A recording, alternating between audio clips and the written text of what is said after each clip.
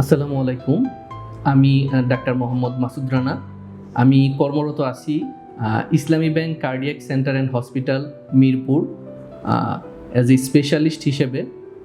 আর পাশাপাশি চেম্বার করছি সপ্তাহে 2 দিন, শুক্র এবং সোমবার, হলি ল্যাব হেলথ কেয়ার লিমিটেড, 6 তলা বাস স্ট্যান্ড, আশুলিয়া, সাভার, ঢাকা।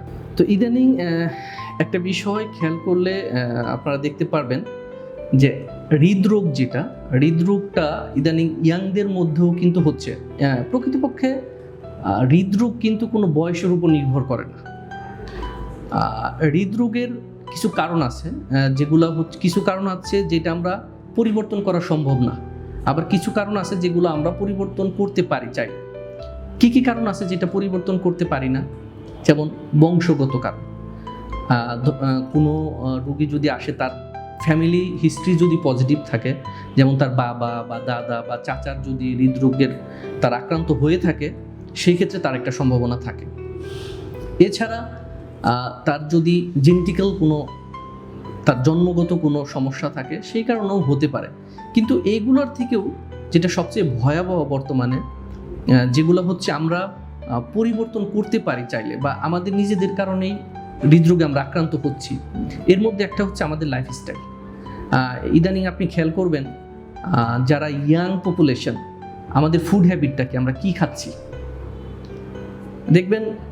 ইদানিং রেস্টুরেন্টগুলোতে গেলে আপনি বসার জায়গা পাচ্ছেন না।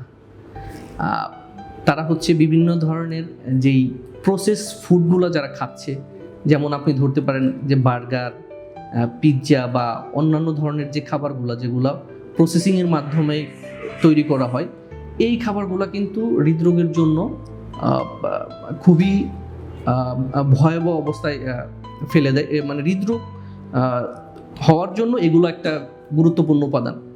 এছাড়া আরও কিছু বিষয় আছে, যেমন স্থূলতা বা অতিরিক্ত শরীরের ওজন। যাদের স্বাস্থ্য অনেক বেশি, অতিরিক্ত ওজন, তাদের কিন্তু হৃদরোগ হওয়ার ঝুঁকি বেশি।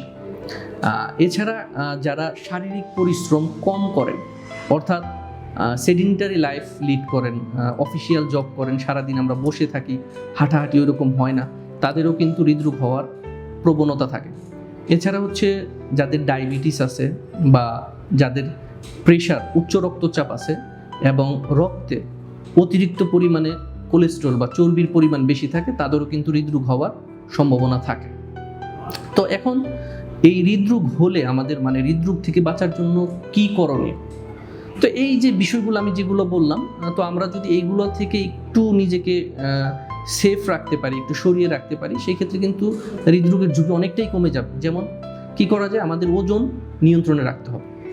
প্রতিদিন নিয়ম করে অন্তত 30 মিনিট হাঁটতে হবে।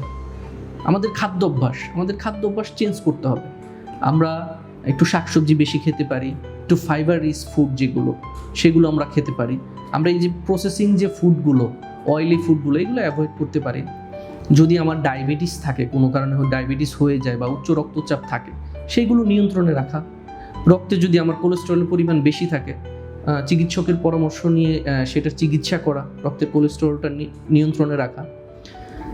আর হচ্ছে কোনো কারণে যদি আমি হৃদরোগে আক্রান্ত হয়ে যাই, বা আমার কাছে মনে হয় যে আমার হৃদরোগ হতে পারে, তো কী লক্ষণ দেখে আমি বুঝবো যে আমি হৃদরোগে আক্রান্ত হচ্ছি বা আমার সম্ভাবনা থাকতে পারে?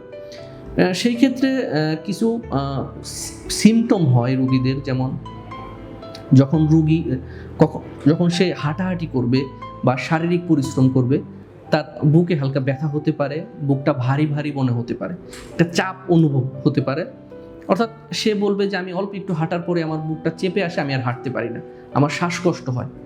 এবং এই ব্যথাটা কিন্তু শুধু বুকে না, এইখান থেকে তার এই উপরের চোয়ালের দিকে চলে যেতে পারে, বাম হাতেও এটা ছড়িয়ে পড়তে পারে। তো এই লক্ষণগুলো যদি দেখা দেয়, তা আপনি বাসায় দেরি না করে অবশ্যই একজন হৃদরোগ বিশেষজ্ঞের পরামর্শ নেবেন, এবং হৃদরোগ বিশেষজ্ঞ চিকিৎসক আপনাকে যেভাবে বলে সেইভাবে আপনি আপনার চিকিৎসা গ্রহণ করে পরবর্তীতে যদি অন্য কোনো পদ্ধতি আপনাকে অবলম্বন করতে হয়, সেটা আপনার চিকিৎসক আপনাকে সেই উপায়টা বলে দিবেন। সেভাবে মেনে চললে ইনশাল্লাহ আশা করি আমরা এই হৃদরোগের যে ভয়াবহতা, এটা থেকে আমরা রক্ষা পাবো।